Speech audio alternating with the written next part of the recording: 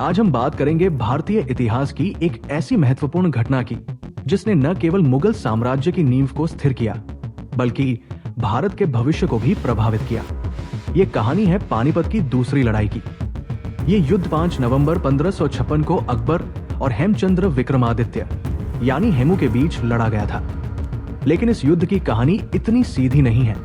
इसके पीछे की राजनीति, रणनीति और न्याय प्रतिनायक की कहानी बेहद दिलचस्प है। तो चलिए इस ऐतिहासिक घटना को और विस्तार से जानते हैं। पानीपत की दूसरी लड़ाई की कहानी की शुरुआत होती है मुगलों और अफगानों के बीच सत्ता संघर्ष से।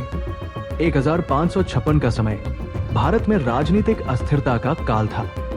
बाबर के समय से स्थापित मुगल साम्राज्य हुमायूं की मृत्यु के बाद कमजोर पड़ चुका था और हुमायूं का 13 वर्षीय पुत्र अकबर, जिसने अभी अभी गद्दी संभाली थी, कई चुनौतियों का सामना कर रहा था। हुमायूं की मृत्यु के बाद दिल्ली और आगरा जैसे महत्वपूर्ण क्षेत्रों पर मुगलों की पकड़ कमजोर हो चुकी थी। इस दौरान शेरशाह सूरी द्वारा स्थापित सूरी वंश के अफगान शासक, खासकर आदिल शाह सूरी, अपनी सत्ता को मजबूत करने में जुटे हुए थे। इसी बीच हेमचंद्र विक्रमादित्य, जिन्हें हेमू के नाम से जाना जाता है और जो आदिल शाह के सेनापति थे, ने 1556 में खुद को दिल्ली के सिंहासन पर बैठाया और विक्रमादित्य की उपाधि ग्रहण की। ये एक ऐसा समय था जब हेमू के नेतृत्व में अफगान शक्ति फिर से उभर रही थी और मुगल साम्राज्य के लिए ये एक बड़ी चुनौती थी। दिल्ली पर कब्जा करने के बाद हेमू ने एक स्वतंत्र शासक के रूप में अपने साम्राज्य को स्थापित करने का प्रयास किया।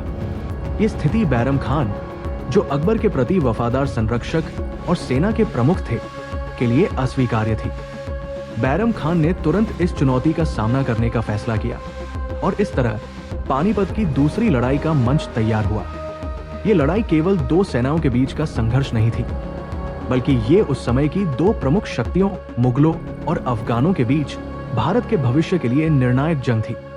दोस्तों, अकबर के बारे में तो लगभग सभी दर्शक जानते हैं कि वो हुमायूं का पुत्र था, लेकिन हेमू के बारे में बहुत कम लोग विस्तार से जानते हैं। तो पानीपत के इस युद्ध के बारे में जानने से पहले हम थोड़ा हेमू के बारे में भी जान लेते हैं।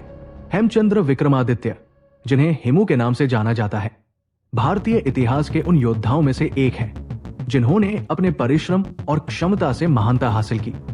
हेमू का जन्म राजस्थान के गौड़ ब्राह्मण राय पूरन भार्गव के घर हुआ था, जो राजस्थान के अलवर जिले के माचेरी गांव में संत बनने के बाद पूरन दास बन गए।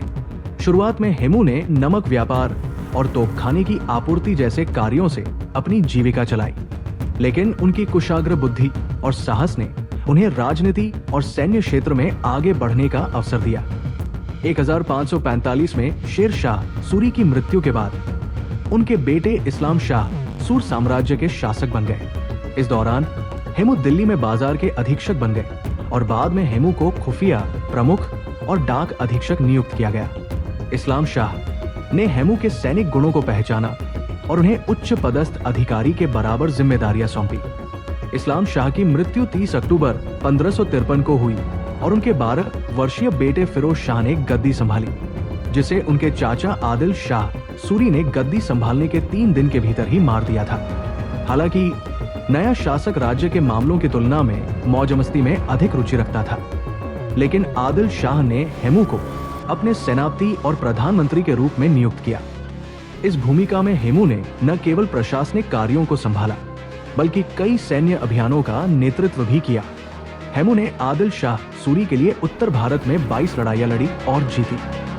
उन्होंने बंगाल, बिहार, झारखंड और उत्तर प्रदेश के कई क्षेत्रों पर अपनी सेना के साथ कब्जा किया। उनके साहस और रणनीतिक कौशल ने उन्हें न केवल आदिल शाह के लिए अनिवार्य बना दिया, बल्कि वे अपने विरोधियों के लिए एक बड़ी चुनौती बन गए। इनमें से कई लड़ाइयां अफगानों के खिलाफ थी, जिन्होंने आदिल शाह के खिलाफ विद्रोह किया था। इनमें से एक ताज खान कर्रानी था, जिसका पीछा करते हुए हेमू बंगाल तक चले गए भी पर उनको हुमायूं की मृत्यु का समाचार मिला था। हुमायूं की मृत्यु ने हेमू को मुगलों को हराने का एक आदर्श अवसर दिया। उन्होंने तेजी से बंगाल से मार्च किया और बयाना, इटावा, संभल, कालपी और नारनौल से मुगलों को खदेड़ दिया। आगरा में गवर्नर ने शहर खाली कर दिया और हेमू के आक्रमण की खबर सुनकर बिना किसी लड़ाई के भाग गए। इसके बाद उनका ध्यान दिल्ली की ओर गया। आगरा जीतने के बाद हेमू, जो शहर के गवर्नर का पीछा करने के लिए निकल पड़ा था, दिल्ली के ठीक बाहर एक गांव तुगलकाबाद पहुंचा, जहां उसकी भिड़ंत तारदी बेग खान की सेना से हुई। दिल्ली पर मुगल गवर्नर तरदी बेग ने कब्जा कर रखा था। हेमू ने अपनी 30,000 सैनिकों और 1,500 हाथियों की विशाल सेना के साथ दिल्ली पर हमला किया। तरदी बेग की सेना हेमू की रणनीति और ताकत के आगे टिक नहीं सकी और यहाँ पर भी हेमू की जीत हुई और 7 अक्टूबर 1556 को एक दिन की लड़ाई के बाद हेमू ने दिल्ली पर कब्जा कर लिया। दिल्ली पर कब्जा करने के बाद हेमू ने खुद को राजा घोषित किया और विक्रमादित्य की उपाधि ग्रहण की। ये एक ऐतिहासिक क्षण था, क्योंकि लंबे समय बाद एक भारतीय योद्धा ने दिल्ली के सिंहासन पर अधिकार किया। हालांकि उनकी दिल्ली विजय केवल एक अध्याय थी, क्योंकि इसके बाद शुरू हुआ पानीपत के मैदान में वो निर्णायक संघर्ष, जिसे हम आज पानीपत की दूसरी लड़ाई के नाम से जानते हैं। हेमू के बारे में जानने के बाद अब पानीपत के दूसरे युद्ध की पटकथा पर वापस चलते हैं। दोस्तों, आप देख रहे हैं पानीपत के दूसरे युद्ध की कहानी। ऐसी ही और ऐतिहासिक और रोमांचक वीडियो देखने के लिए हमारे चैनल को सब्सक्राइब करें, साथ ही बेल आइकन को जरूर प्रेस करें ताकि हमारी वीडियो की नोटिफिकेशन आपको तुरंत मिल जाए। तो बढ़ते हैं वीडियो की तरफ। हेमू द्वारा दिल्ली पर कब्जा करना और खुद को विक्रमादित्य घोषित करना मुगलों के लिए एक सीधी चुनौती थी। बैरम खान समझ गए थे कि यदि समय रहते इसका जवाब नहीं दिया गया तो मुगल साम्राज्य का अस्तित्व खतरे में पड़ जाएगा। बैरम खान ने सेना को सुव्यवस्थित किया और दिल्ली की ओर बढ़ने से पहले अपनी रणनीति को विस्तार से तैयार किया। हेमू के पास एक बड़ी सेना थी, जिसमें 30,000 घुड़सवार और 1,500 युद्ध हाथी शामिल थे। बैरम खान ने यह समझ लिया था कि हेमू को सीधे युद्ध में हराना आसान नहीं होगा। बैरम खान ने दिल्ली को हेमू से वापस लेने के लिए पानीपत को युद्ध का मैदान चुना। यह स्थान रणनीतिक रूप से महत्वपूर्ण था और यहाँ मुगलों को उनके सैन्य कौशल और संसाधनों का भरपूर उपयोग करने का अवसर मिल सकता था। बैरम खान ने सेना के प्रशिक्षण और मनोबल को मजबूत किया। बैरम खान ने युद्ध में तोपखाने को प्रमुख भूमिका में रखा। ये हेमू की सेना के हाथियों के खिलाफ एक निर्णायक हथियार साबित हो सकता था। बैरम खान की रणनीति का मुख्य उद्देश्य हेमू की सेना को कमजोर करना और उसके सैन्य प्रभुत्व को समाप्त करना था। उन्होंने तोपखाने, घुड़सवारों और पैदल सैनिकों का ऐसा संयोजन तैयार किया जो हेमू की बड़ी और भारी सेना का प्रभावी ढंग से सामना कर सके। हालांकि अकबर युद्ध में सीधे शामिल नहीं हुआ, लेकिन बैरम खान ने उसकी उपस्थिति को मुगल सेना के लिए प्रेरणा का केंद्र बनाया। हालांकि पानीपत के दूसरे युद्ध में अकबर ने लड़ाई में सीधे तौर पर भाग नहीं लिया और युद्ध क्षेत्र से 5 कोस 8 मील दूर तैनात थे। बैरम खान 13 साल के अल्पवय राजा के युद्ध के मैदान पर उपस्थित होने के लिए पक्ष में नहीं था। इसलिए अकबर को 5,000 सुप्रशिक्षित और सबसे वफादार सैनिकों की एक विशेष गार्ड के साथ लड़ाई के इलाके में एक सुरक्षित दूरी पर ठहराया गया था। अकबर को बैरम खान द्वारा ये अनुरोध किया गया था कि युद्ध के मैदान में यदि मुगल सेना हार जाए तो वो काबुल की ओर पलायन कर जाए। 5 नवंबर 1556 को हरियाणा के पानीपत के मैदान में दोनों सेनाएं आमने सामने थी। हेमू की सेना विशाल थी, दूसरी ओर अकबर और बैरम खान के नेतृत्व में मुगल सेना थी, जिसमें तोपखाने और घुड़सवारों की संख्या अधिक थी। हेमू ने अपनी सेना को 3 हिस्सों में बांटा। आक्रामक बल, इसमें घुड़सवार और युद्ध हाथी थे जो सीधा हमला करने के लिए तैयार थे। रक्षा पंक्ति, पैदल सैनिकों की टुकड़ी जो आक्रमण को कवर कर रही थी। सहायक बल जो पीछे से सेना को सपोर्ट कर रहे थे। हेमू ने अपने हाथियों का उपयोग मुगलों की अग्रिम पंक्ति को तोड़ने के लिए किया। युद्ध के दौरान हेमू स्वयं एक विशाल युद्ध हाथी पर सवार थे और अपनी सेना का नेतृत्व कर रहे थे। बैरम खान ने मुगल सेना को अच्छी तरह व्यवस्थित किया। उन्होंने तोपखाने को आगे की पंक्ति में रखा ताकि हेमू के हाथियों का सामना किया जा सके। मुगल सेना ने 2 हिस्सों में हमला किया, तोपखाना और घुड़सवार। हेमू के हाथियों को निष्क्रिय करने के लिए पैदल सेना और घुड़सवारों का दस्ता जो हेमू की सेना को चारों ओर से घेरने के लिए तैनात किया गया। युद्ध की शुरुआत हेमू की सेना के आक्रामक हमले से हुई। उनके हाथियों ने मुगलों की अग्रिम पंक्ति को तहस-नहस करना शुरू कर दिया। हेमू की रणनीति शुरू में सफल होती दिखी और मुगल सेना कुछ समय के लिए दबाव में आ गई। बैरम खान ने अपनी तोपों का इस्तेमाल करते हुए हेमू के हाथियों पर हमला किया। तोपों की आवाज और गोलों ने हाथियों को भयभीत कर दिया, जिससे वे अनियंत्रित होकर अपनी ही सेना को कुचलने लगे। इससे हेमू की सेना की गति धीमी हो गई।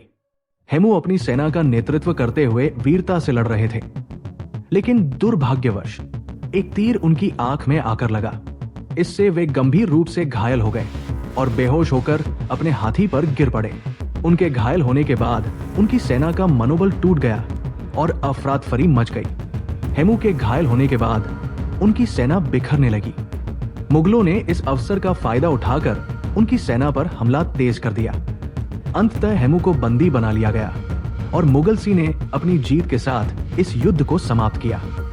हेमू को अकबर और बैरम खान के समक्ष लाया गया और अकबर और बैरम खान के आदेश पर हेमू का सिर कलम कर दिया गया। उसका कटा हुआ सिर काबुल के दिल्ली दरवाजा पर प्रदर्शन के लिए भेजा गया था और उसके धड़ को दिल्ली के पुराना किला के बाहर फांसी पर लटका दिया गया था, ताकि लोगों के दिलों में डर पैदा हो। हेमू की पत्नी खजाने के साथ पुराना किला से भाग निकली और कभी उसका पता नहीं चला।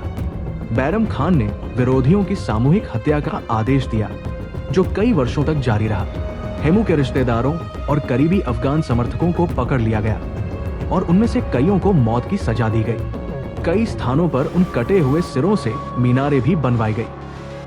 हेमू का 82 वर्षीय पिता, जो अलवर भाग गया था, 6 महीने के बाद उसे पकड़ लिया गया और उसे मौत की सजा दे दी गई।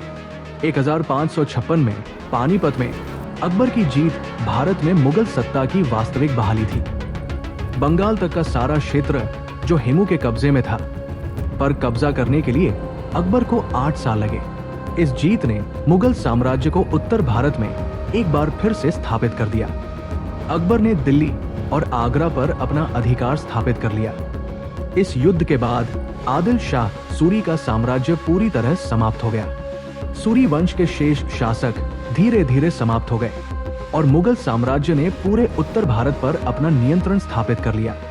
इस युद्ध के बाद अकबर ने अपने प्रशासन और सेना को पुनर्गठित किया और धीरे धीरे एक महान शासक के रूप में उभरे। ये युद्ध भारत के इतिहास में एक महत्वपूर्ण मोड़ था। इस युद्ध के बाद मुगलों का प्रभुत्व आने वाले 3 शताब्दियों तक कायम रहा। पानीपत की दूसरी लड़ाई के बाद अफगान शक्ति पूरी तरह से समाप्त हो गई। इस युद्ध के बाद मुगल साम्राज्य ने राजपूतों से मित्रता की नीति अपनाई। अकबर ने राजपूत शासकों से विवाह और समझौतों के माध्यम से अपनी स्थिति को और मजबूत किया। तो दोस्तों, ये थी कहानी पानीपत के दूसरे युद्ध की, जो अकबर और हेमू के बीच लड़ा गया था। आपको ये वीडियो कैसा लगा? अगर वीडियो अच्छा लगा हो तो इसे लाइक और शेयर करना ना भूले। साथ ही ऐसी ही और वीडियो देखने के लिए हमारे चैनल को सब्सक्राइब अवश्य करें। मिलते हैं अगले वीडियो में, तब तक के लिए धन्यवाद। जय हिंद, जय भारत।